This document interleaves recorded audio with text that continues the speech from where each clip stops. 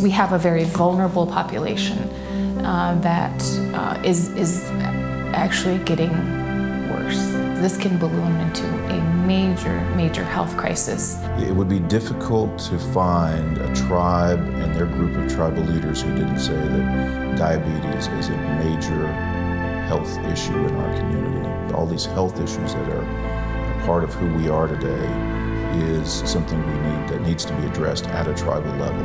What we are facing is not a health crisis, it's a humanitarian crisis.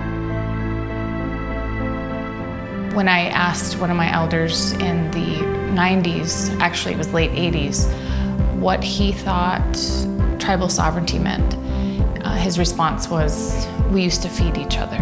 We used to feed ourselves. We didn't need anybody to help us live. Now we don't feed ourselves.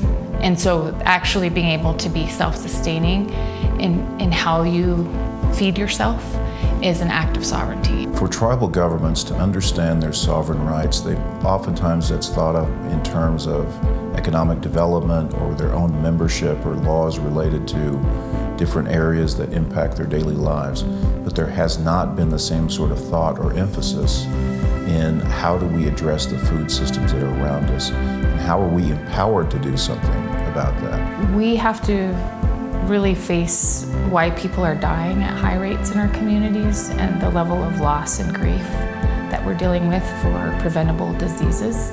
Policy changes and a strategy around those changes is necessary because otherwise we're just reacting out of pain.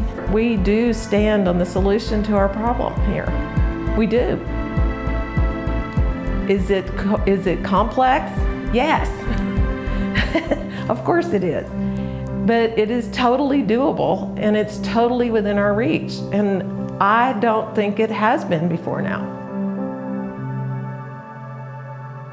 Fertile Ground 2 was a very important step in dealing with the healthcare and health crisis in Indian country. And we brought together people who never sit at the same table.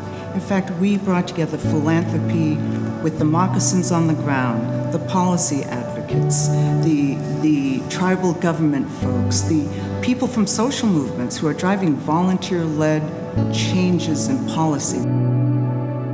The convening really was a way to bring people's ideas forward, to talk about it from a strengths perspective in terms of what are things that are still in our communities that will help us turn around some of the negative things that are happening.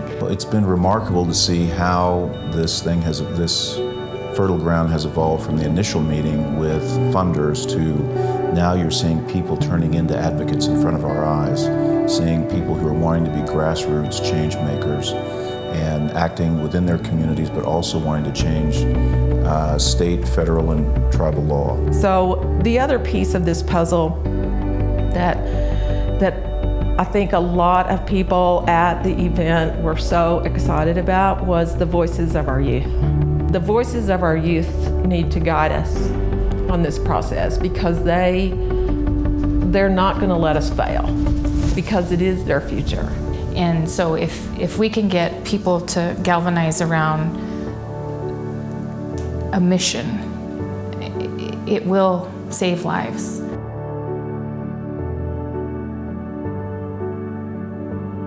During Fertile Ground 2, Seeds of Native Health and the American Heart Association together announced the development of a Policy Innovation Fund. This Policy Innovation Fund is very important.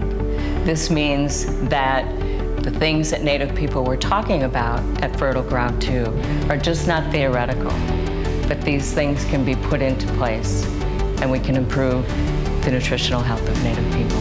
This has been a very strategic and thoughtful endeavor, and it's going to be very, very useful for people who want to help. Well, the Fertile Ground report encapsulated a bunch of smart ideas that have been around for a good while. I think the report will be a guidebook for these organizations and other key stakeholders and partners in order to help them identify strategies that have been employed, strategies that have worked, and to share lessons learned.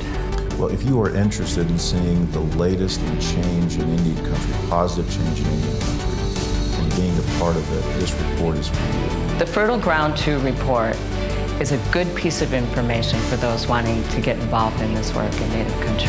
I have never seen the momentum that I'm seeing now, ever.